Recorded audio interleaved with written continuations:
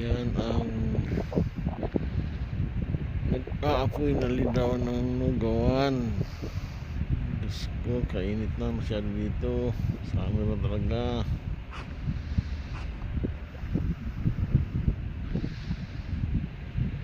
Malagablab sa init, Ginoo.